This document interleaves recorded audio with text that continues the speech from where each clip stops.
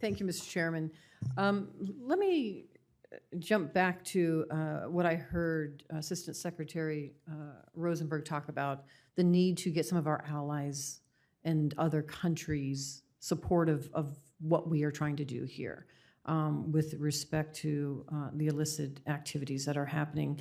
So let me start with this, because I know just in general, the malign neglect on the PRC's part has allowed money laundering to flourish.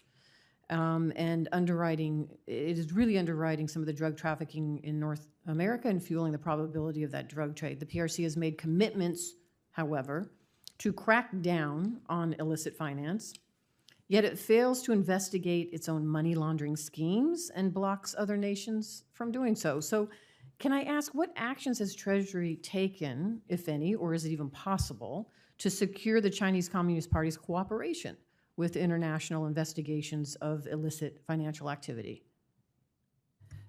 Thank you, Senator, for the question. This is a concern, just as you have noted, and it's been a frustration, I think, to many in the U.S. government that when Chinese entities have gone after the predicate crimes associated with drug activity, illicit drug activity, to the extent they have done so, they are often not also going after the associated financial transactions to those, which is something that we have sought to engage Chinese counterparts about and our concerns so that we can pursue those activities. They can pursue them, we can pursue them together.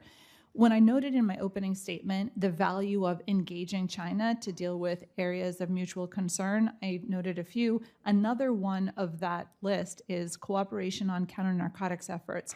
So that is an excellent reason in my mind that we should have constructive and clear communication between our two countries to get at this problem where we clearly have a link between their supply and the recipients in our country, unfortunately. And that's right. And anybody who's ever worked in just on the federal law enforcement side knows you follow the money.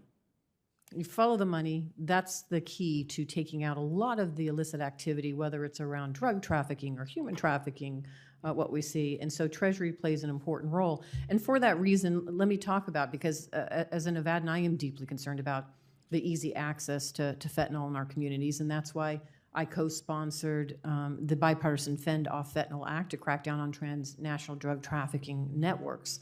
Assistant Secretary Rosenberg, you said earlier in response to Senator Scott's question, what more can you do? You talked a little bit about the need to extend the statute of limitations. And in the bill, it extends it to 8 years, but you're seeking to extend it to 10 years. Can you explain why that's important for Treasury? Thank you for that question. I would be happy to. And just to note, that would extend it in line with similar authorities given to the SEC for pursuit of enforcement activities. There are 3 key reasons why it would be useful to expand out to 10 years.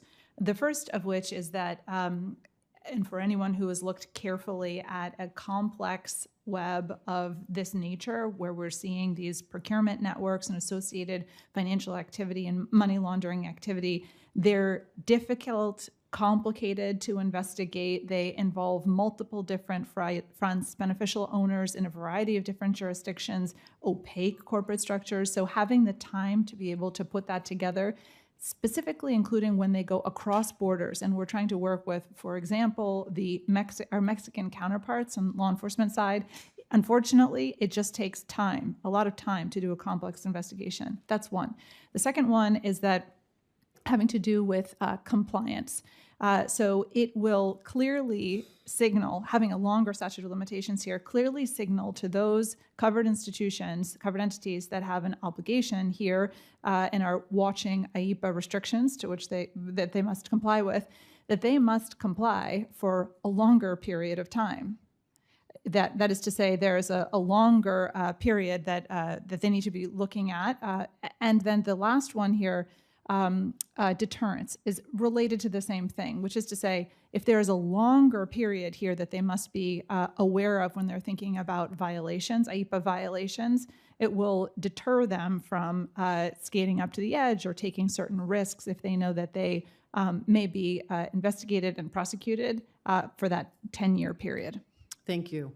And I know my time is almost up, but I'm curious, and I'll submit this for the record, but as we talk about fentanyl, and we track its precursors and from China into Mexico into the United States, To me, that is similar to the methamphetamine issue we had decades ago, where the precursors were coming from China into Mexico, into the United States.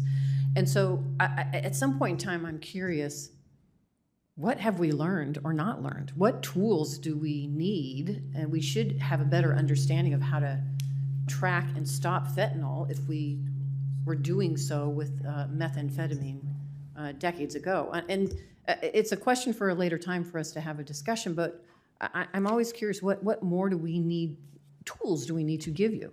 Or is it more of just a coordination of federal agencies and state and local agencies with some of our allies and partners? But I know my time is up. Thank you, Mr. Chairman.